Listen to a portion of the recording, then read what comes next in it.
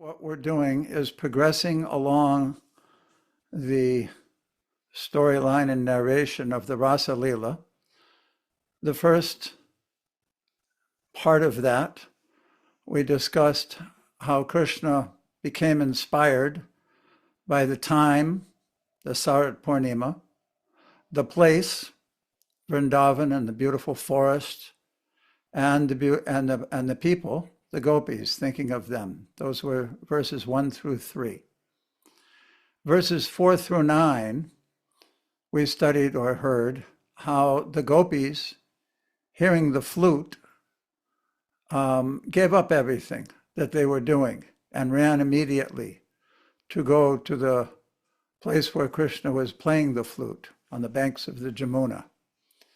And we read how there were different groups of those gopis. So I want to go back a little bit and cover a section of what we read from Krishna book, so we can see how Srila Prabhupada is blending, or how we're blending, Srila Prabhupada's comments with Vishwanath Chakrabarti Thakur's comments. So let me get to this section. Again, this is the section we read last week, 4 through 9 from Krishna book. And it's describing here. Some of the gopis were factually detained from going to Krishna by their husbands, who locked them up by force within their rooms. Being unable to go to Krishna, they began to meditate upon his transcendental... Are you recording? Are you recording? Yes, I am. Sorry. It's okay. Being unable to go to Krishna, they began to meditate upon his transcendental form by closing their eyes. They already had the form of Krishna within their minds. They proved to be the greatest yogis, as it is stated in the Bhagavad Gita. A person who is constantly thinking of Krishna within his heart, with faith and love, is considered to be the topmost of all yogis. Actually, a yogi concentrates his mind on the form of Lord Vishnu. That is real yoga. Krishna is the original form of all Vishnu tattvas. The gopis could not go to Krishna personally, so they began to meditate upon him as perfect yogis. Then down here, starting here, the gopis who joined Krishna's pastimes within this material world were coming from the status of ordinary human beings. In other words, they were coming from other universes as sadhana siddhas, not the nitya siddhas who had descended with Krishna. If they had been bound by fruitive action, they were fully freed from the reaction of karma by constant meditation on Krishna. Their severe, painful yearnings caused by their not being able to see Krishna freed them from all sinful reactions, and their ecstasy of transcendental love for Krishna in his absence was transcendental to all the reactions of material pious activities. The conditioned soul is subjected to birth and death, either by pious or sinful activities. But the gopis, who began to meditate on Krishna, transcended both positions and became purified and thus elevated to the status of the gopis already expanded by his pleasure potency. In other words, they became fully qualified, just freed from any immaturity or impurities they may have still harbored. All the gopis who concentrated their minds on Krishna in the spirit of apparam or love became fully uncontaminated from all fruitive reactions of material nature. And some of them immediately gave up their material bodies developed under the 3 modes of material nature. This especially, we had a conversation and discussed this topic last week. The question was asked by Madhurya Leela, does that mean they all died? So let us go now into this week's explanation of the same concepts by Vishwanath Chakrabarti Thakur in his commentary on Srimad Bhagavatam, Sarartha Darshini. Samapriya, you want to choose some readers? Yes. We go along. Hare Krishna, everyone, welcome. So nice to see such enthusiasm here. Okay, we're going to begin this week with Jagarini. Would you like to read? Sure. Okay, My- why don't you start Thank up? you. Haribol Samapriya. There you go, sweetie. Okay, so it's text 10 to 11. That's what we want to start with. Mhm. For those gopis who could not go to see Krishna, intolerable separation from their beloved caused an intense agony that burned away all impious karma.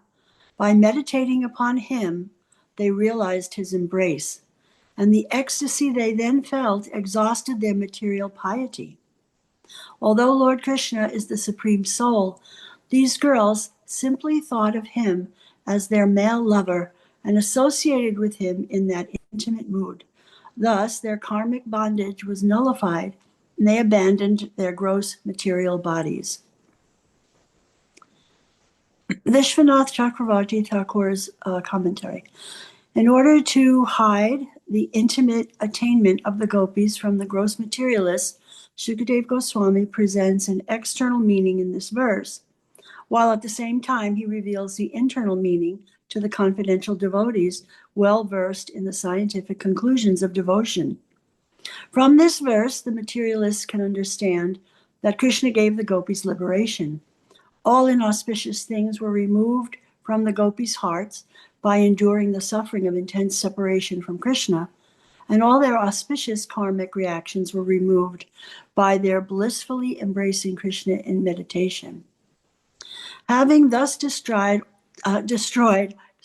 all their parabodha karmas, manifest acts caused by previous deeds, the gopis thought of Krishna as their paramour, attained the Paramatma, and gave up their bodies.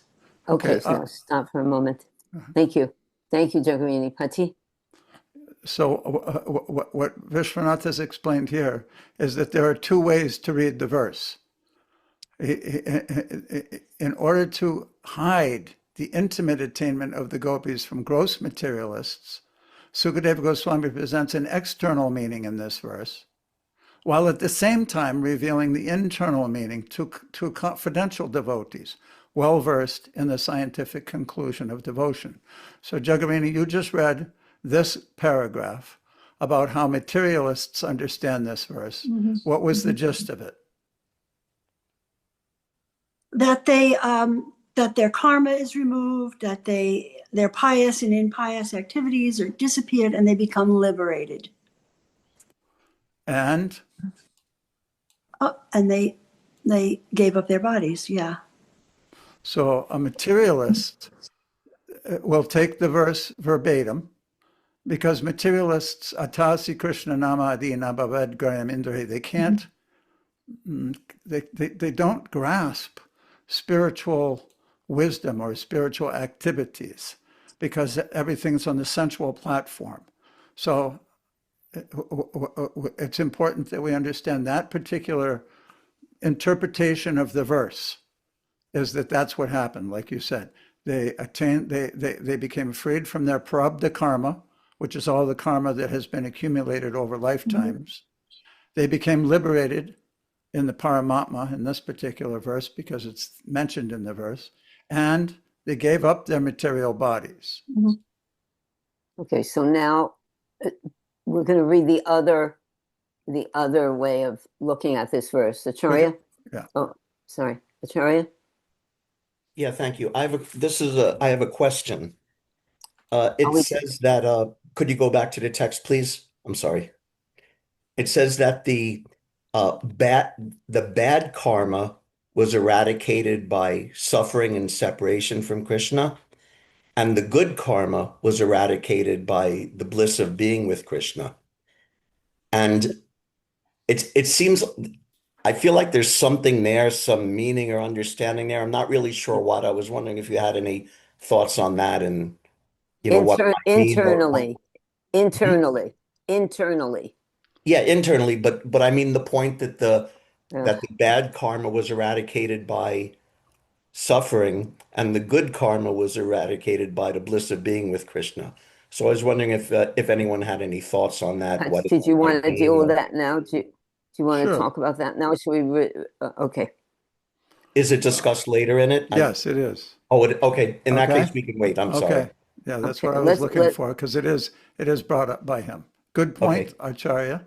Nice that you recognized it. And Vishwanath will address it. Yeah, this is pretty much Okay. the Sorry. In that case, I'm sorry to jump the gun. No, no, that's perfect. cool. That's actually what this whole purport is dealing with. So let's go on for this with this paragraph with Jatari. Jatari ji, would you like to read? I can read, yes. I need to see the screen. Here. Where do I start here? Where it's highlighted. Krishna's Okay. devotees. Krishna's devotees, however, understand the verse, the following internal perspective.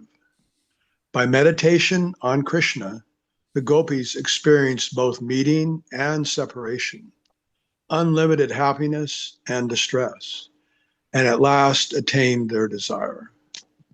The intense pain caused by intolerable separation from Krishna removed all the inauspiciousness from within the gopis. Seeing the intense agony the gopis endured due to separation from Krishna, thousands of inauspicious things, even as fearsome as the subterranean fires of millions of universes, or the powerful Kalakuta poison swallowed by Lord Shiva, gave up their identity as torturous elements, being defeated by the pain experienced by the gopis, and began to tremble. Some realizations and share your understanding of that. Boy, that's beyond me, really. I mean, I don't even know what some of those things are. The Kalakuta poison. That was Sama, you have to unmute. These are descriptions of hell, and my vision of it was that the gopis were exhibiting such pain in separation from Krishna that the suffering that is exhibited and experienced in hell was minor compared to their pain.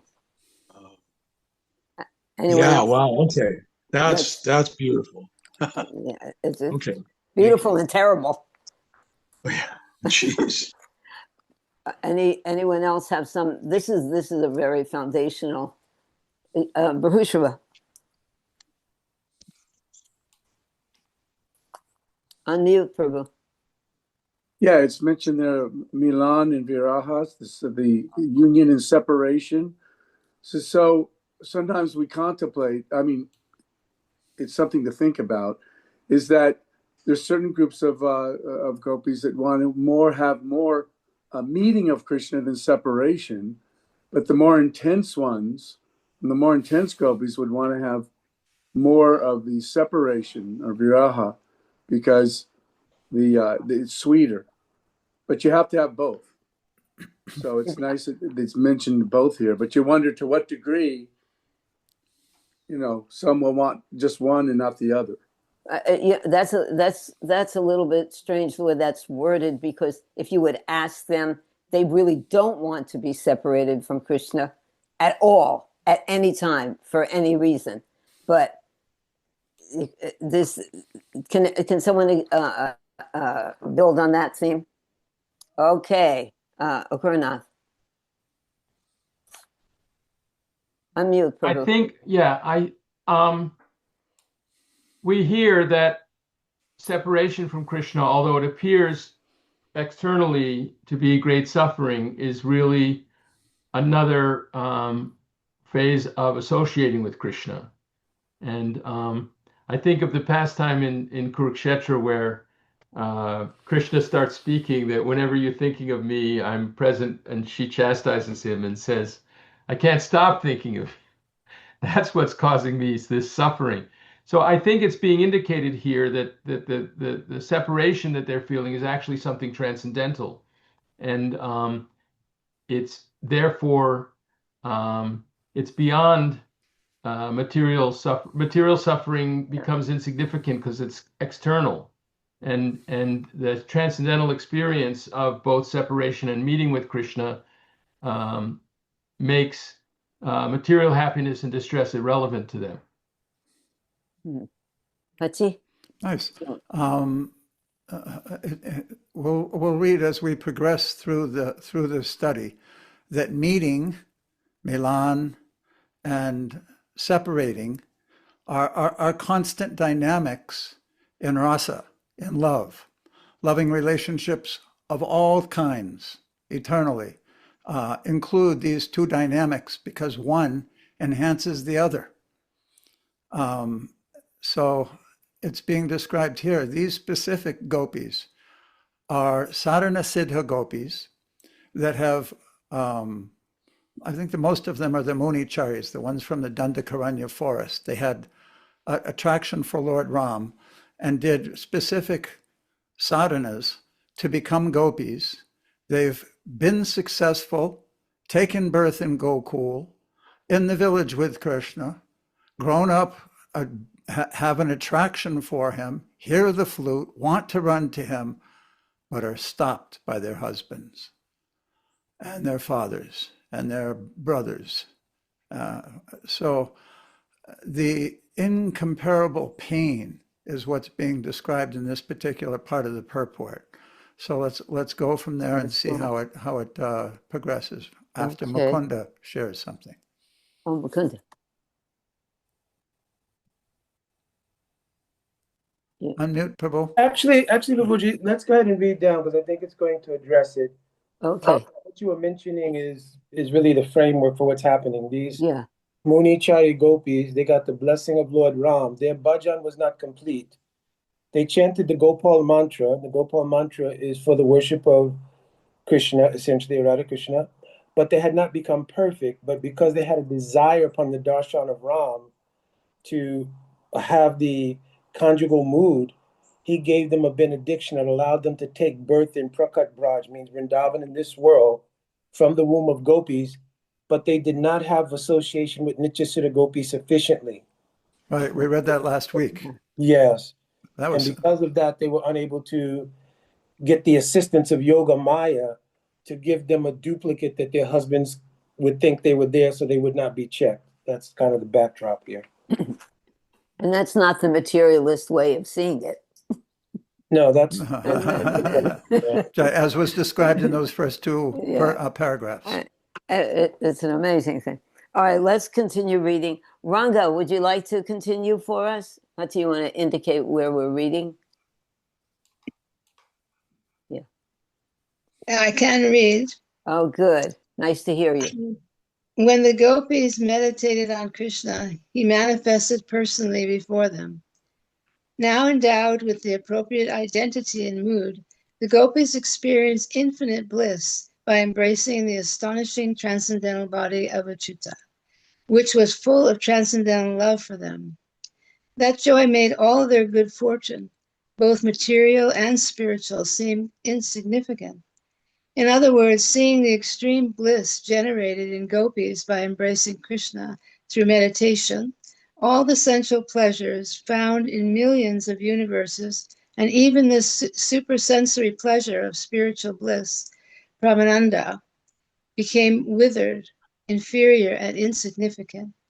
To say that because sin and piety can only be destroyed by experiencing pain and pleasure, the gopis, Papa and Punya, were destroyed by the distress and joy arising from their separation and union with Krishna is not acceptable to the Vaishnavas, because separation from Krishna is not caused by sin, and meeting with Krishna is not caused by piety.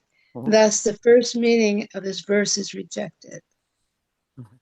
Pati, you want to discuss this? Ranga, any realizations? Go ahead. Well, yes, it's pretty hard to understand, but I had a question in regards to the experiences that these devotees, the gopis feel. They are all like 7 and 8 years old at this time. Right. Okay, so children have higher emotions. Is any of that play into this exchange that they have because they are so young? Certainly, age is one of the udipanas. We read about in the first lesson about that which excites a particular type of rasa. So in harmony with that, certainly age is part of the exchange. But I think I just read yesterday that the age isn't like the demarcation between ages isn't black and white. There's a gradient as a person changes. I was reading specifically about Krishna and Balaram on the Gopastami day, and how what happened was that when Krishna was young, he was being dressed constantly all the time by Mother Yasoda. But as he started getting a little older, he started feeling like he wanted to dress himself. So he would shy away from her a little bit more. And as that continued day after day, week after week, month after month, finally he started dressing himself.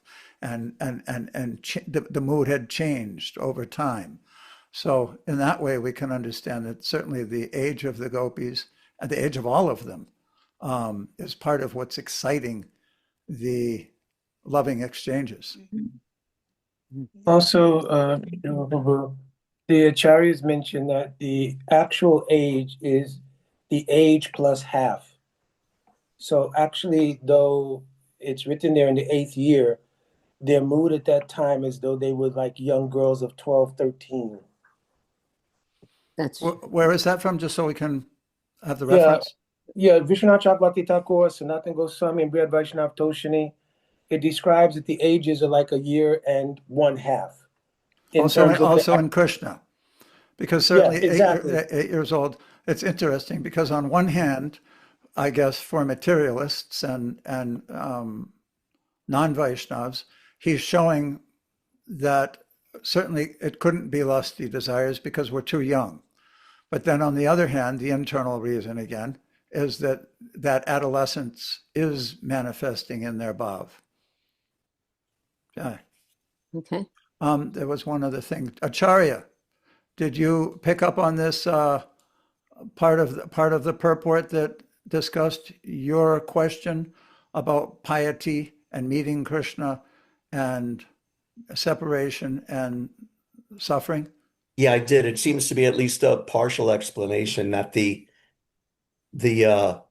suffering of being separated from Krishna is so much more intense than the suffering of, the Vadava fire at the bottom of the universe and the Kalakuta poison. And the bliss of Krishna is so great that it's greater than all of the, heavenly planets in Brahmananda. And that seems to be how it's relating the suffering with the bad karma and the enjoyment with the good karma eradication. Does that make sense what I just said?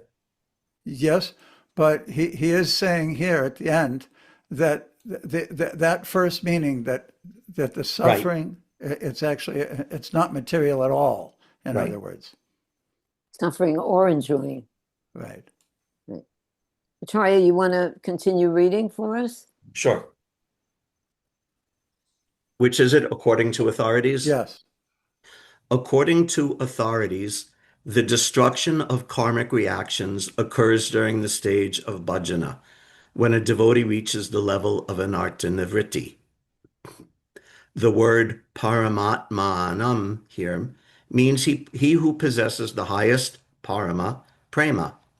The gopis directly achieved the supreme goal of prema, paramatma, by thinking of Krishna as their illicit lover. The gopis realized Krishna in an even fuller sense than did Rukmini and his other queens, who thought of him most respectfully as their husband. An unpredictable excellence of prema is manifest by thinking of Krishna as a paramour instead of a husband. This is shown in the words of Uddhava, Yadushyajam swajanam aryapatam chahitva.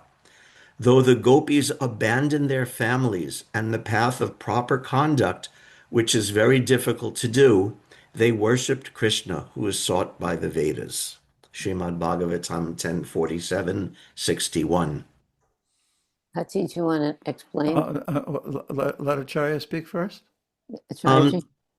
Oh, go ahead, Prabhu.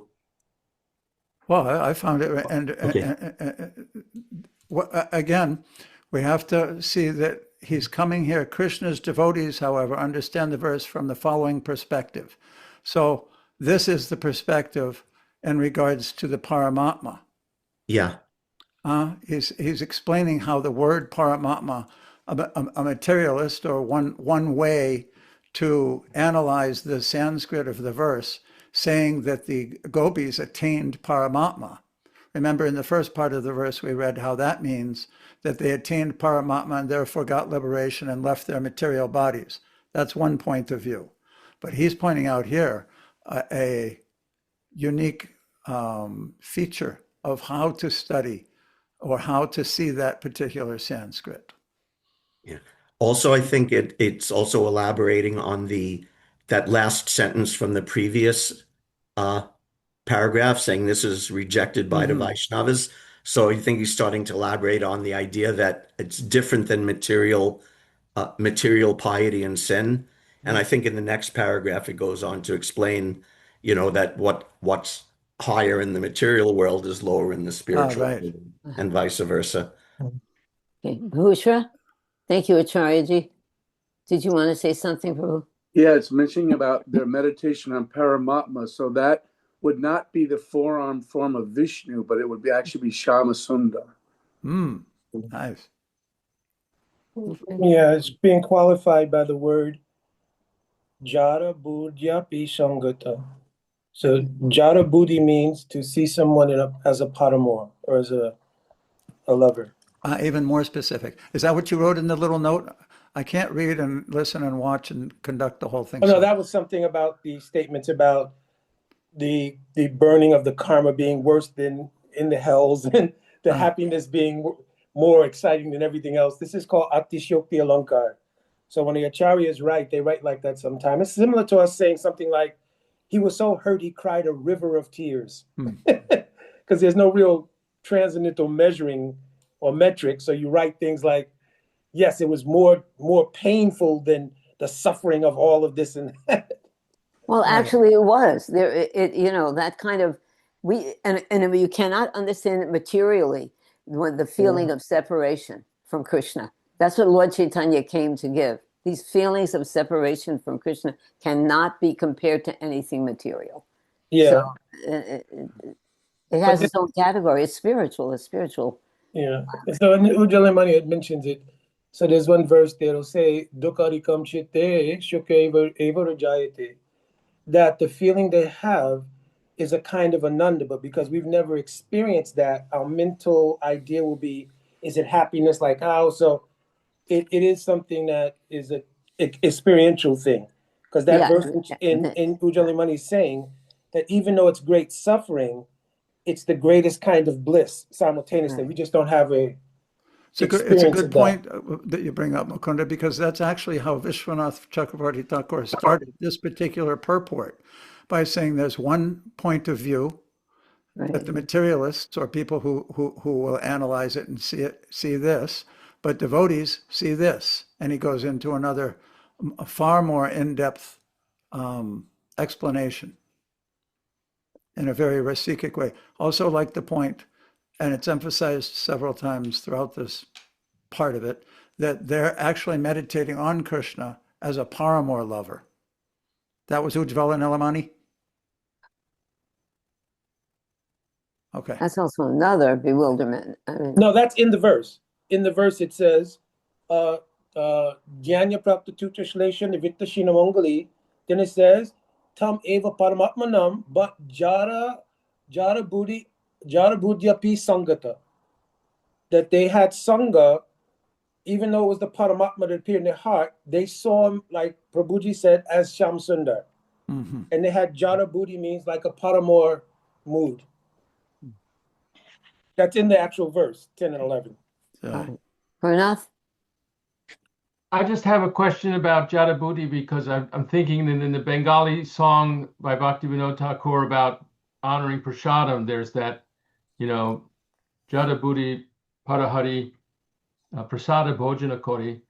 And I was wondering if it's the same words because in there it means giving up like dull consciousness. Anyway, if you know, if you don't, Jadabhuti. Jadabhuti means like mundane consciousness. This is Jadabhuti. Okay. Yeah. Different word. Different All right, word. Yeah. Okay. Wow. Let's go on now with Vinod. Would you like to read? But you have to put up the Sure. words. Good. In Krishna's. Okay. In Krishna's pastimes on earth, he often turns the most lowly things into the most elevated. As Bhishma stated, Krishna's pastime of acting as Arjuna's chariot driver was even more elevated than the pastimes in which he acted as a mighty king of kings. I concentrate upon the chariot driver of Arjuna, who stood with a whip in his right hand and a bridle rope in his left, and who very carefully protected Arjuna's chariot by all means. Bhagavatam 1:939. Similarly, in Krishna's Braja Leela, we see that the normally inferior Sringaras becomes better than the normally superior mood of Shantaras, and in Sringaras, the socially unacceptable attitude of loving a Parmar becomes superior to the loving exchange between legitimate spouses. In the same way, Krishna's decorations of lowly Gunja berry necklaces, red oxide paste, and peacock feathers are superior to the most valuable jeweled ornaments. Any realizations of that, Vinod? Well, we've always heard this from the day that we joined, right? That everything we're doing is lowly. We think it's so great, but it's so lowly. But the spiritual world, everything is just a reflection. It's I really like the way the end of that paragraph talks about Krishna's ornaments, though. That's just sublime to think that Krishna's out there decorating himself with clay and mud and leaves and flowers and peacock feathers. And in the material world, of course, no one would think that was very significant. Prabhupada told us, even in deity worship, which Vinod Vani was the first one who trained me up to dress Dwarkadish many years ago. So Prabhupada said that simplicity is one of the main ingredients in deity worship. Simplicity is beauty. So that we see it manifests here. Doesn't have to be extravagant. Just simple is beautiful. Yes, that's the Vrindavan mood. Yeah, it is a Vrindavan mood. Okay. Okay. Did you, Bhushra? Thank you, Vinodji. There it's mentioning about the Gunja berries. And it's interesting that Krishna likes those so much, but for us, those are toxic. So for the materialist, that is toxic. But for Krishna, it's one of his favorite necklaces. It's toxic to wear it? To eat it. To eat it. I see. Hare Krishna. Okay, shall we go on reading? Sure. Pushkar, are you there? Yeah, you hear me? Yes, very well. Would you like to read? Okay. The word Sangataha, directly meeting Krishna, implies that some of those gopis who were restrained by their husbands or fathers eventually escaped and met Krishna on the night of the rasa dance, or that some of them are able to meet Krishna on another night. It may be objected, however, that it is not proper for the Supreme Lord to sport with women whose bodies have already been enjoyed by other men.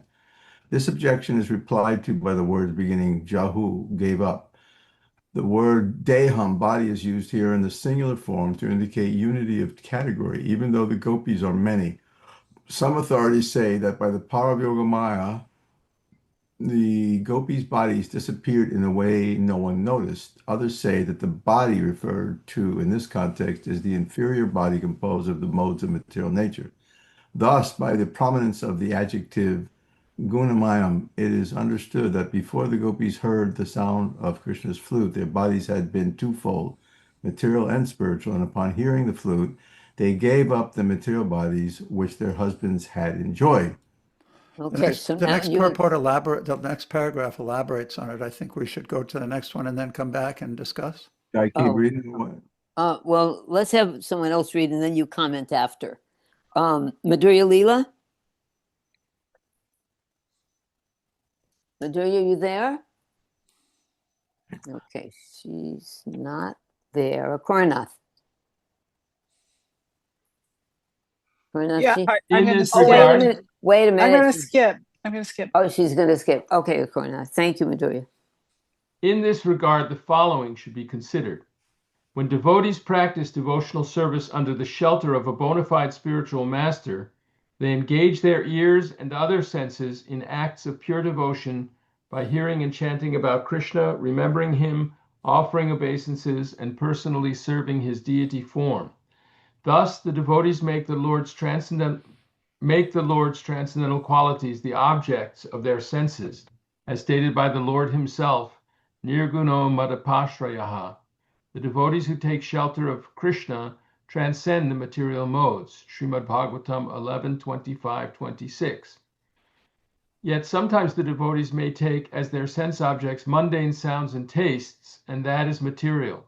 Thus, a devotee's body can have two aspects, transcendental, nirguna, and material, gunamayam. According to one's level of devotional service, to that degree, the transcendental aspects of one's body become prominent, and the material aspects diminish. This transformation is described in the following verse from the Bhagavatam 11:2-42. With each bite of food that a person takes, three effects occur simultaneously. He obtains satisfaction, nourishment, and cessation of hunger. Similarly, surrendered souls engaged in bhajana simultaneously experience three effects: the awakening of bhakti aiming at prema, direct manifestation of the Lord's beloved form, and detachment from material objects. Thus, those who eat only a little food will derive a little satisfaction, little nourishment, and slight relief from hunger. Similarly, those who perform only a little hearing and chanting about Krishna will attain a little bhakti, some realization of the Lord, and a little detachment. However, when one achieves unalloyed Krishna prema, the material portions of the body disappear, and the body becomes completely spiritualized. You have to unmute, Sama.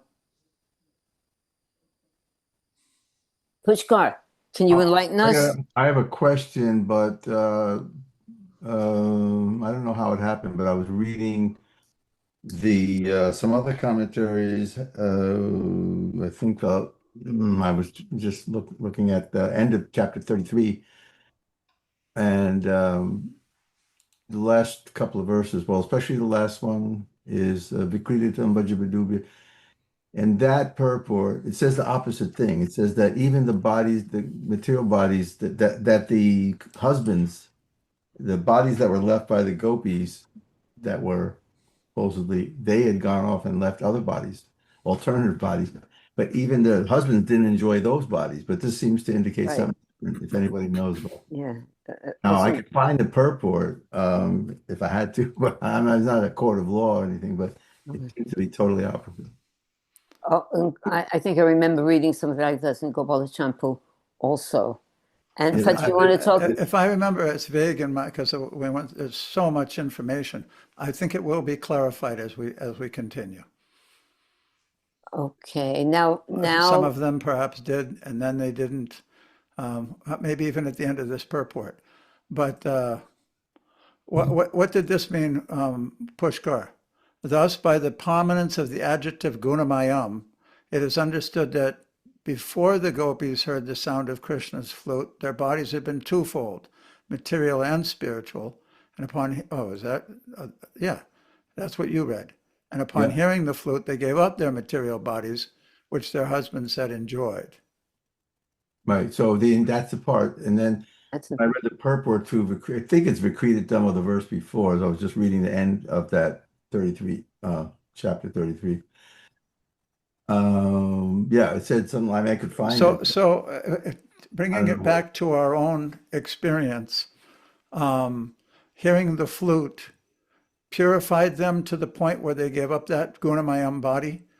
And that whole example of how devotees use or see Krishna's qualities and activities as their sense objects, but sometimes they're material. So that's mixed devotional service. The whole idea is to ultimately become completely purified. You're asking if that's the objective? I think so. Yes, sounds like it. Kornath, it looks like Kornath wants to comment. Okay. I just this verse from the Nava Yogendras from the 11th canto that's being cited, Bhakti Pareshanu. That verse, we all remember Prabhupada saying, you don't have to ask a hungry man how he's being satisfied when he eats a meal.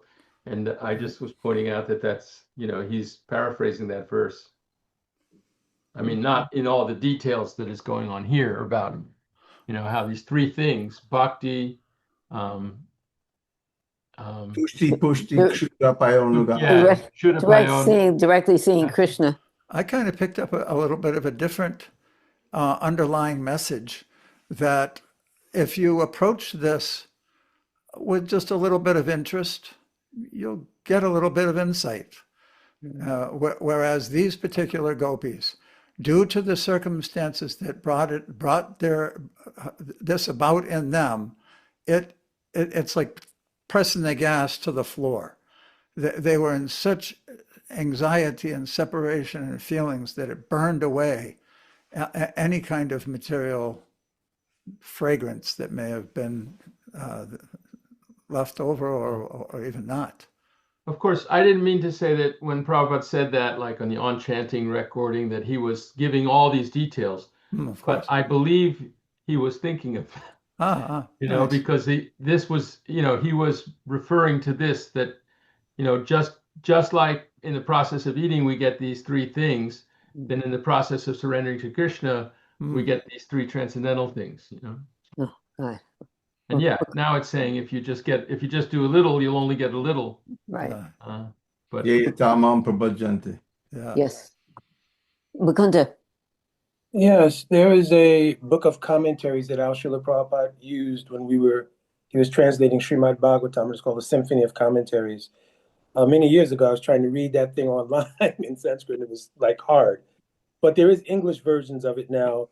And in those commentaries, that's Ras Panchajai, I think. But there's a symphony, that's it.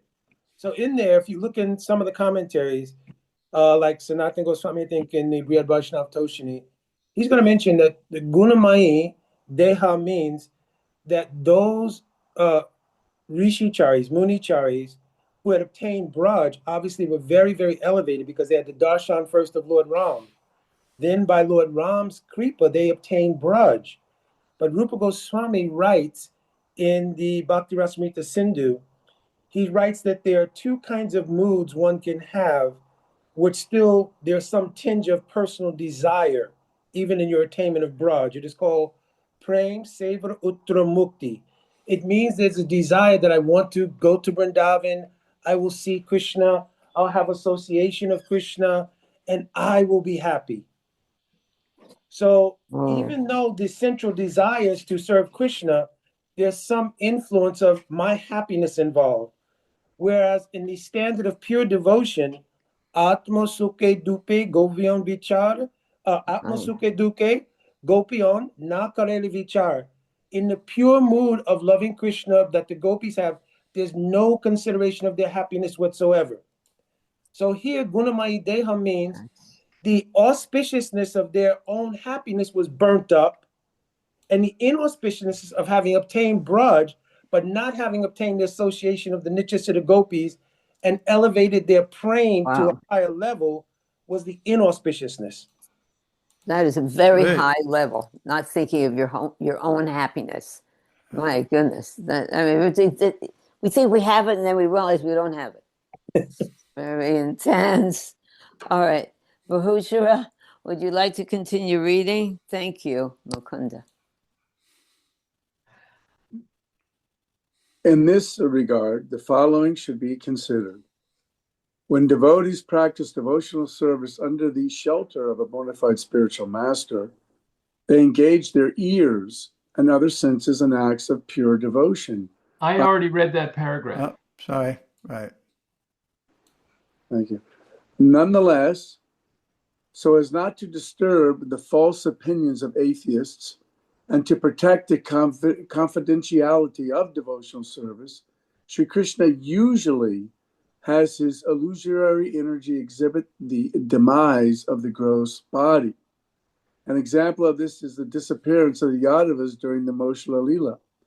Sometimes, however, to proclaim the superiority of bhakti, there is no death, as in the case of a devotee like Dhruva Maharaj, who Krishna allowed to go to the spiritual world in his self-same body. We can cite evidence for this point from the 25th chapter of the 11th canto, text 32, quote, by practicing bhakti yoga, a devotee conquers over the gunas in the heart, and being my, Krishna, nirguna bhakta, unalloyed devotee, he attains a form of mood like mine. Hare Krishna. Do you have something to say about that? Yeah, is that in the Mahabharata, the Ganguly version, it's mentioned there how Arjuna went and to collect the body that Krishna had left behind, and then he was going to, he would be burning it.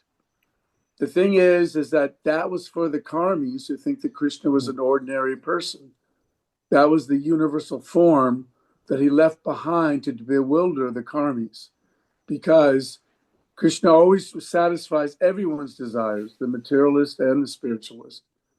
So, Hare Krishna.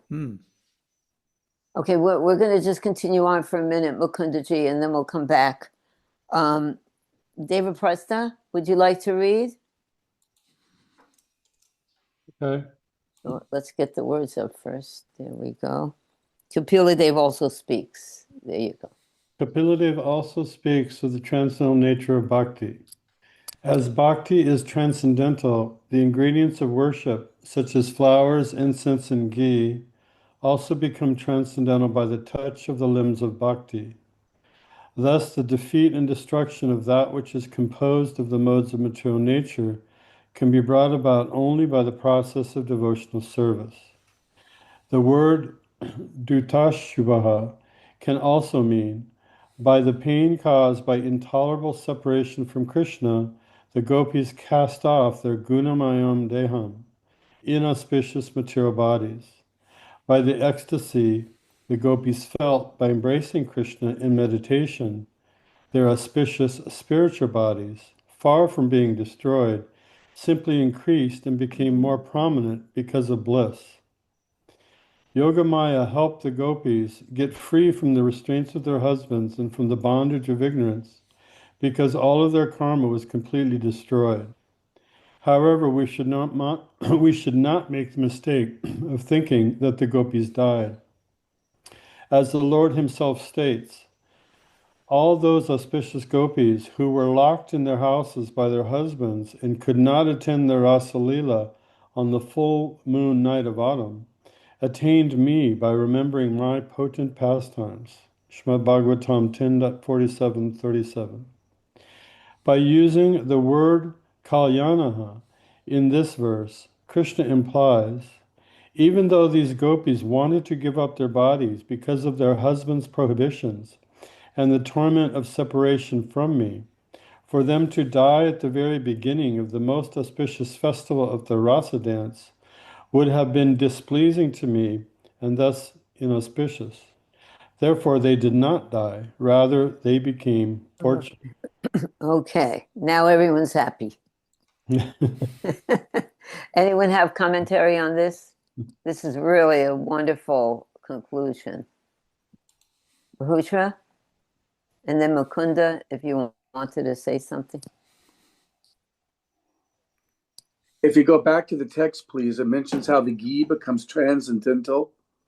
Yeah. And the thing is, we know that in Damodar Lila, there's the mention of the mouse who wanted to come and eat the ghee wick that was burning, and it got stuck in his mouth, and he starts jumping up and down, and then it was perceived that he was in ecstasy.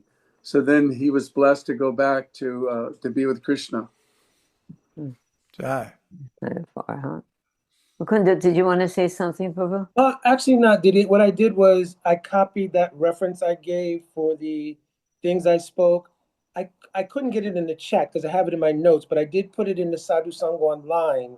Oh, good. Perfect. Devotees can grab from there. Better there because this recording doesn't record the chats. Oh, okay. Or you could also put it on the WhatsApp text if you like. Yeah, I did. Yeah, I did. I put it on. That's good. They cut Excellent. off Bhakti Rasamita Sindhu, but you'll be able to get it. Okay, that's good. Okay, and David Presta, would you like to say something about what you just read? Well, I think it's beyond me, but that this casting off a body, I don't know what came to mind with how the ghee becomes transcendental as an example that Prabhupada uses about the iron rod. You put it in fire and iron turns into fire. It's no longer iron, it's now fire. So it's cast off its ironness and it's become fire. That's exactly good by example. engaging in devotional service. That's what happens. Yeah, that absorption. Yeah, we have to do that.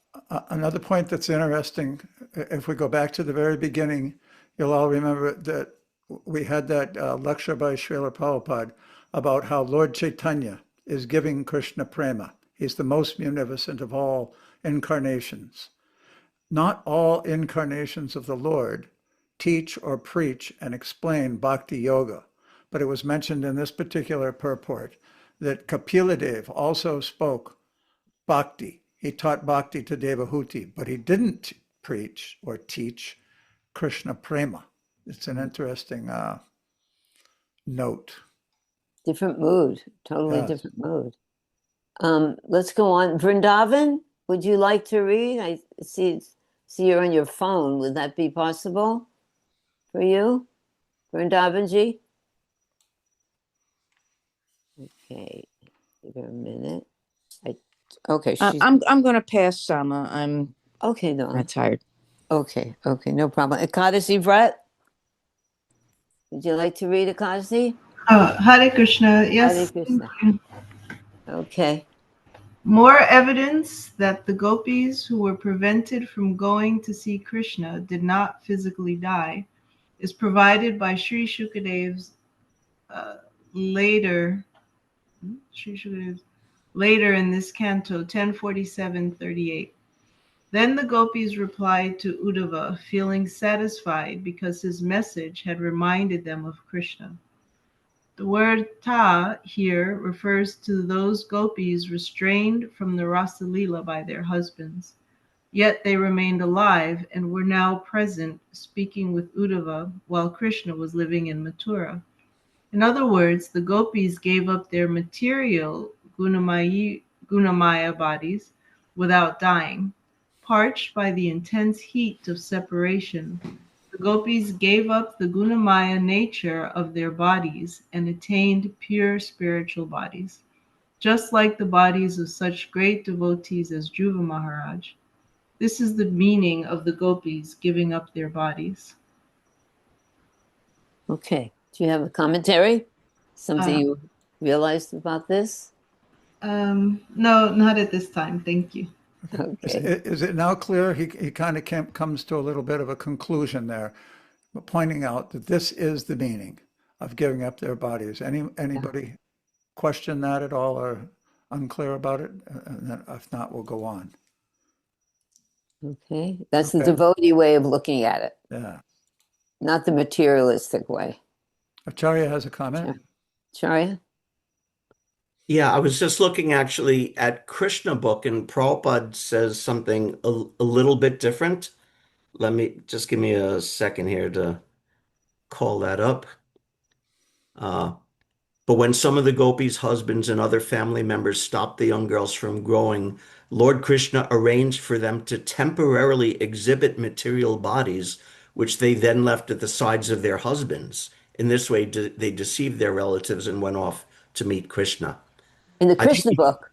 Yeah, I think he's commenting on the same part, but he's giving a little different idea there. Who do you think is helping to create this whole scenario? What potency of Krishna? Yogamaya, presumably. Yoga Maya. Purnamasi is at work.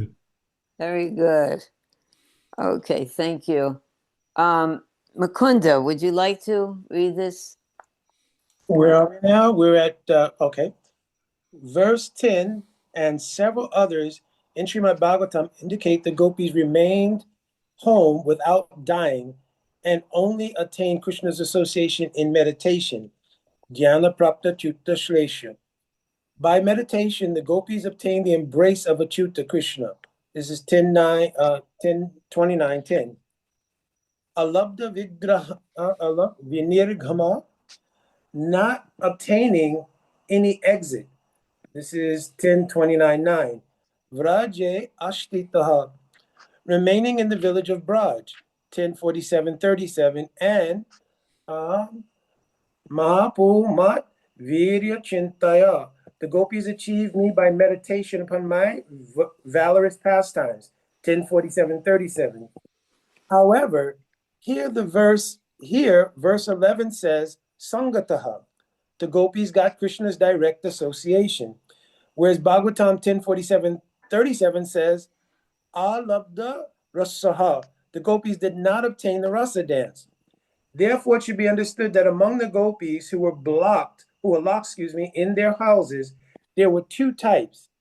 The following analogy illustrates the status of the various gopis. By observing 7 or 8 ripe mangoes on a tree, a wise servant can ascertain that all the fruits on the tree are ripe. Then he will pick them also and bring them home. When in due course, the sun rays and other agents will make them fine looking, fragrant, and delicious, fit to be offered to the king for his enjoyment. When the time comes for the king to take his meal, a discriminating servant can choose those fruits ready to offer him. From the appearance of the fruits, the servant can tell which are ripe in the middle, but still raw on the outside, and thus not yet fit for the king. After 2 or 3 days, the remaining fruits will become ripe, and then they too will be ready to offer to the king. Similarly, among the Munichari gopis who took birth in Gokul, those who had completely given up their Gunamayi bodies and very early in life achieved purely spiritual bodies and were able to remain untouched by any other man. Thus, Yogamaya allowed them to join the Nitya Siddhas and other advanced gopis when they went to meet Krishna. Should we keep reading or? No, this actually describes and explains everything, doesn't it? It seems to explain all of the questions that one could have. Yeah, he's kind of reconciling a contradiction in the verses that say some did not obtain and some did obtain. So the acharyas have mentioned that, of course, among the Municharis, they're all individuals. So they did not all obtain rasa on that same night.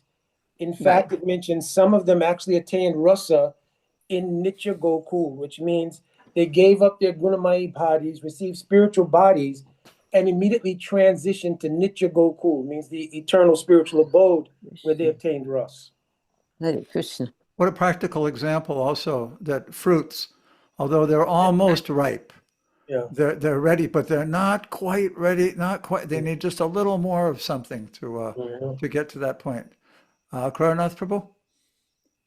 Once again, I'm just reminded that Srila Prabhupada used the example when, people said, how can you say your disciples are pure devotees? And he said, well, a green mango is still a mango eventually. So he may have been thinking of these things that he would, when you read a lot of Srila Prabhupada's discussions, sometimes he quotes a verse or he asks the disciple to find the Sanskrit, but sometimes he's paraphrasing, if you're familiar with the Prahlad Maharaj and Lord Rishabhadev and the second chapter, the first canon, you see Prabhupada is sometimes just paraphrasing these things that are in scripture without saying that he's quoting it. It's for our benefit because we didn't know anything. Right. And I think that the green mango example may again be a reference to this, that he was, he was taking that from this commentary. That's right. Possibly. Sama, let's go next on. Peter can read the next 3 paragraphs so we stay on schedule. Oh yeah, okay.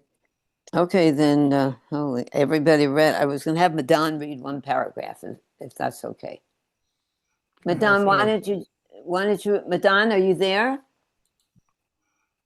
thought I saw some people that I hadn't can been. skip to it. Thank you. Okay, darling. Okay. Okay. Why don't we go back to Jatari? Why don't you read? How about this person, Dana Kay? Where? Dana K. I go. Ivo. Who's Dana K? I'm right here. Can you hear me? Yes, I can. I'm Nice. sorry. Would I'm you new like to read? I'm new to the group. I apologize. Okay. Can Why don't you can read this paragraph? Would you like to read this paragraph starting other Munichari gopis? Sure. Other Moonchari gopis still retain some connection with the eternal material body, but External. even they, oh, sorry, External. external. Sorry, my it's small on my Big phone. diff. Oh, very big. Yeah. External material body, but even they, after experiencing the pain of separation from Sri Krishna, gave up their conception of their material Gunamaya bodies and assumed perfectly transcendental bodies, purified of all taints contact with other men. On the night of the Rasa dance, Yogamaya sent some of these gopis out behind those who had already gone out. Others who Yogamaya saw still had a slight amount of contamination. She kept back to further purify with the heat of separation, and then she sent them out on some other night. Okay. Oh, wait. Okay. Sure, you can read another one. You can. You're reading nicely. Why don't you just go ahead?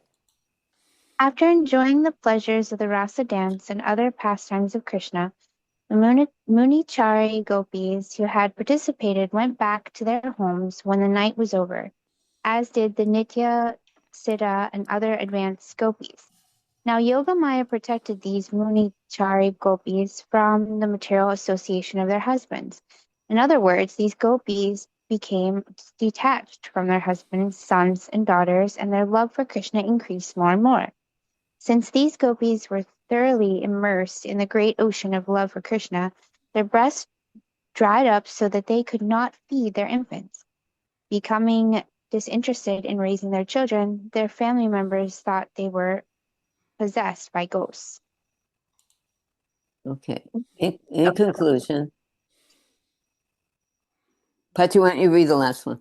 In conclusion, it is not unseemly that the gopis who were previously in material association joined in the rasa dance. Some acharyas conclude that the gopis locked in their homes did not have children. According to them, whenever such words as apatya, children, are used in verses yet to come, these words refer to children of co-wives, to adopted children, or to nephews and nieces. I found this really inspiring, actually. In conclusion, it is not unseemly that the gopis who were previously in material association joined in the rasa dance. That's hopeful, because certainly we're in material association, but by the arrangement of Sri Chaitanya Mahaprabhu, Yogamaya, the mercy of the Guru, and Kripa of the Vaishnavas, we can become completely purified and enter into rasa with Krishna, Radha and Krishna. Thank you. And this kind of sangha feeds that, actually. Yes. It really does. Does anyone have Acharya anything? has his hand up. Oh, Acharya, I'm sorry, Prabhu. Please speak. Yeah, that very last paragraph where Srila Vishwanath says some other acharyas give this opinion. I thought that he doesn't say exactly that this opinion is right or wrong, but I think it's interesting that he presents that for those people, or maybe even those of us who might be a little horrified at the idea of a woman neglecting her children. So he gives he sort of gives an optional way to think about it, maybe. That, okay, it wasn't really their children, it was their niece or nephew they neglected, not their own kids. But the fact is that when you become totally absorbed in Krishna, you gradually lose a taste for everything else. Of course, it's not recommended that you give up your responsibility but after a lifetime of doing this, it's actually a good thing for us to become more detached from this world. What are we waiting for? Right? Yep. I just thought it was interesting that he gave sort of an alternate way of looking at it. Charis are very kind. What was the point about them thinking that they became ghostly haunted? They were possessed by ghosts? That way, the point was being made that they're not, they were protected by Yogamaya because their husbands and everyone thought they, just like Jud Bharat, he didn't want to, becoming disinterested in raising their children, their family members thought that they were possessed by ghosts. So there was some logic behind it. And therefore they became detached. In other words, when someone is attracted to Krishna, naturally, he's not attracted to other things. And to the extent, and we read this in this purport, to the extent that one is attracted to Krishna, he will lose interest in the other things of this material world. Yeah, he's saying now, 4:11. Okay, now, so she's a little different. Just let her be. Okay. It says here, now Yogamaya protected these Munichari gopis from the material association of their husbands. In other words, all these gopis became detached from their husbands, sons, and daughters, and their love for Krishna increased more and more. Bahushra. Yeah, also when it's mentioned there about the husbands were thinking that they were possessed by ghosts, symptoms of ecstasy can look like craziness. Yeah. That's true. There is this in Vrindavan. There were people who come in, pay their obeisances, start rolling on the floor, and they exhibit superficial ecstasies. So one time, the devotees in Vrindavan saw that somebody was acting in this manner and rolling on the floor, and they picked him up and threw him out of the temple.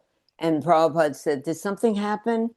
Did someone get offended here?" He didn't know, but he knew something happened. And the devotee said, "Yes, this man was here and he was creating some disturbance because he was exhibiting some kind of false ecstasy." And the Prabhupada said, "You go and find him. You go and find that person because that was not false." So, we're not used to seeing that kind of behavior in this country. But at this point, we should be looking for it anyway. Madhurya Leela has a question or a comment. I don't know if I can frame this correctly. At the beginning, it said that the gopis did not know that Krishna was God, and that they went out, they thought he was just another boy that they were really attracted to. So they went out and gave up all social propriety and went away, whether they were single, unmarried girls or married or whatever. I have a hard time wrapping my head around that. Okay. Let me jump in here. I'm going to do you, Leila. It's a perfect topic because it's exactly how Maharaj Pariksit felt. And tomorrow's post will be his question about that, and that current will go to that topic. Can I just so say in order to stay on schedule and deal with that topic when it comes up, let's stop now, Sama, so that we can maintain this. Otherwise, we can go on every night for a long, long time, and you're not going to be able to maintain it. Okay. So thank you, everyone. Thank you. More to come.